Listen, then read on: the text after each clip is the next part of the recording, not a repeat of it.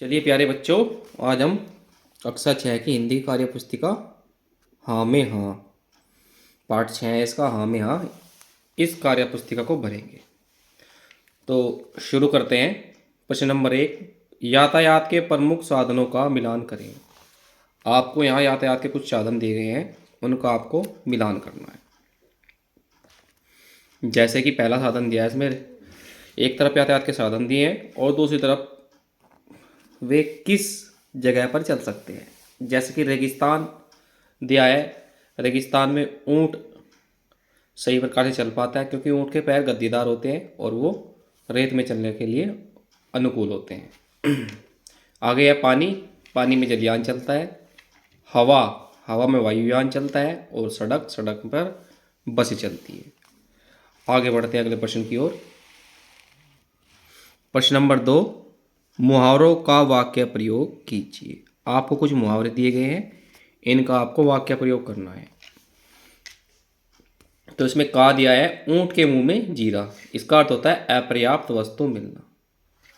इसका हम वाक्य प्रयोग करेंगे, पहलवान के लिए 2 रोटी तो ऊंट के मुंह में जीरे के समान है।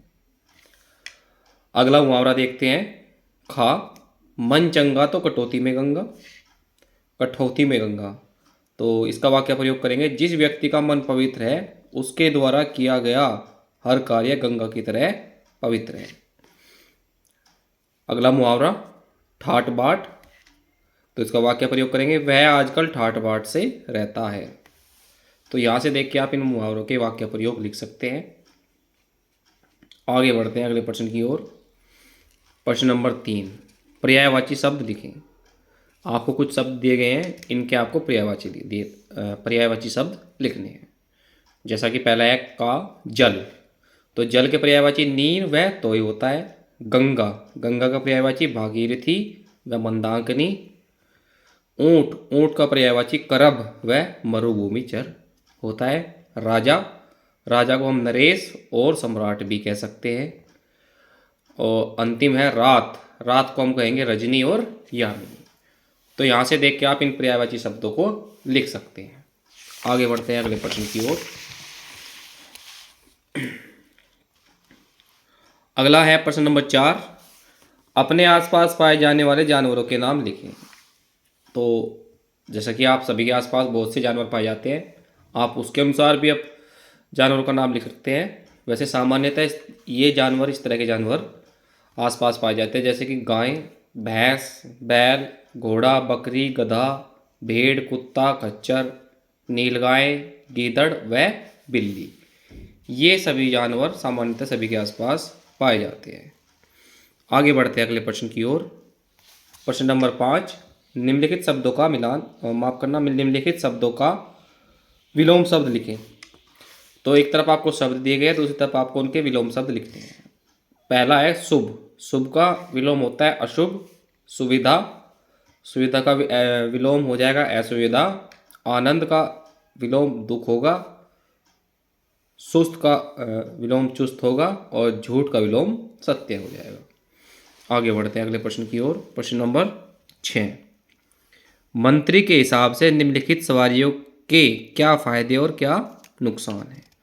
तो आपको सवारी, एक कॉलम में सवारियों के नाम दिए, दूसरे कॉलम में आपको उनके फायदे लिखने हैं और तीसरे कॉलम में आपको उन सवारियों के नुकसान लिखने हैं।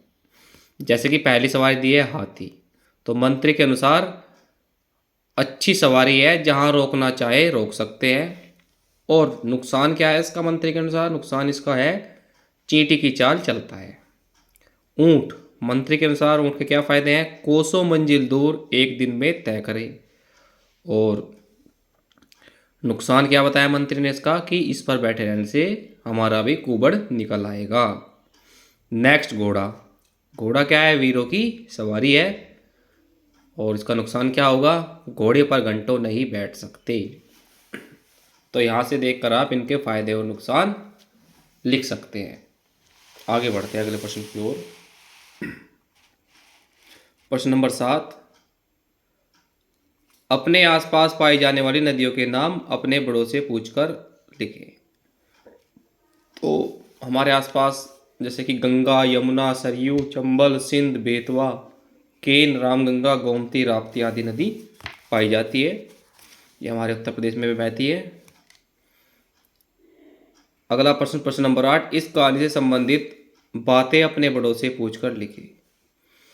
तो जैसे कि इस कहानी से संबंधित बातें हैं, बहाने बनाना, हाँ में हाँ मिलाना, बुंदेलखंड की लोक कथा।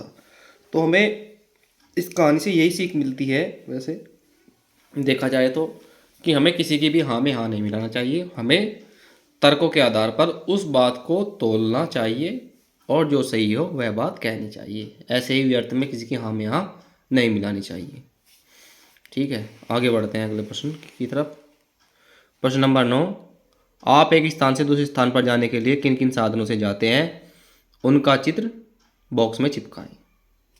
तो देखिए, आप बस से जा सकते हैं, हेलीकॉप्टर से जा सकते हैं, और नौकायान से जा सकते हैं, और कार के द्वारा आप एक स्थान से दूसरे स्थान पर जा सकते हैं। तो ये चित्र आप चिपका सकते हैं अपनी कार्यपुस्तिका के अंदर। ठीक है, तो यहीं पर ये पाठ प्यारे बच्चों समाप्त होता है। अगले पाठ की वीडियो के साथ जल्दी हम आपको मिलते हैं। तब तक के लिए आप सभी को हमारा प्यार भरा गुड बाय।